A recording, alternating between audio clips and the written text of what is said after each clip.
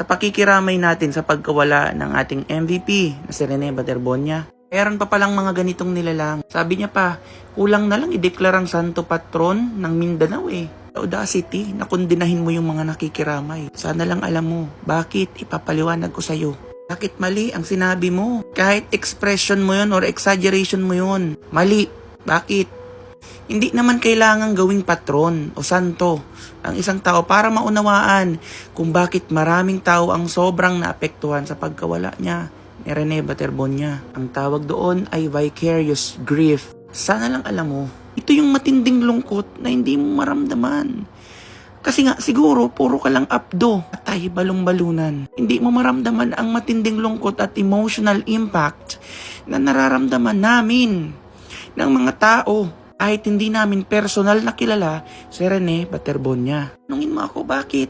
Bakit kaya bigla naman ganon ang naramdaman ng mga tao? Bakit? Dahil siya ay naging simbolo ng pangarap. May pangarap ka ba? Anong pangarap mo, be? Pangarap, inspirasyon, at pag-asa. Manood ka kayo ng mga video niya para lang malaman mo, nakakapikon ka. Nuturing kasi nila na ito ay isang pagkawala ng ganoong simbolo. Ulitin ko, simbolo ng pangarap, inspirasyon, at pag-asa. Na para bang nawala na rin ang bahagi sa sarili nila, namin, o komunidad. Dagdag ko pa, sa ganitong paraan na ipapakita mo na ang reaksyon ng tao ay hindi simpleng idolization, kundi isang collective mourning na natural kapag may nawalang figure, sports celebrity, na nagbigay ng kahulugan sa buhay ng marami. Yan si Rene. Alam mo na, B. Dagdag ko pa, hindi naman ito tungkol sa pagdeklara ng santo patron. Ang nararanasan ng mga tao ay vicarious grief.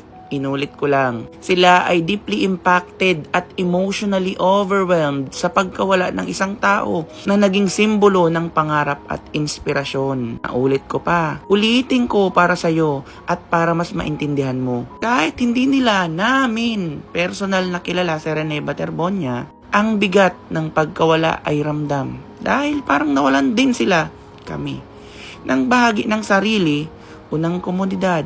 Para hindi mo lang makalimutan, o ulit-ulitin ko lang sa'yo. Kasi parang mas makabuluhan naman ito kesa sa sinasabi mo. Kaya, natural lang na magluksa at magbigay pugay. Hindi dahil sa idolization, kundi dahil sa collective mourning ng isang simbolo ng pag-asa. Inulit-ulit ko na. Siguro naman naiintindihan mo na. Diba? Pepe Alas, kung meron man dito na nagpapakasanto, ikaw, anong proof ko? Eto. How does it feel having the great Pepe Alas living inside your heads, rent-free? Great Pepe Alas. Hello, you're not great. Alam mo yan. Feeling highly of himself, no? Just share your stupid thoughts in the comment section below. Are the word between your and thoughts. Period. Sabi no, mga post niya, nakakapikon talaga.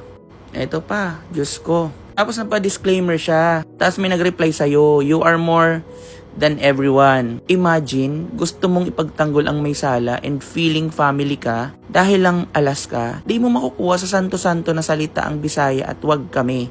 Epal ka. Tapos nakikita niyo yung response niya. Diba? OMG. As I said, ikaw yung nagfi-feeling santo. Santo patron. Sabi niya, leave a haha or angry reaction if you truly love the magnificent Pepe Alas. Magnificent, be. Ito yung kahulugan ng magnificent.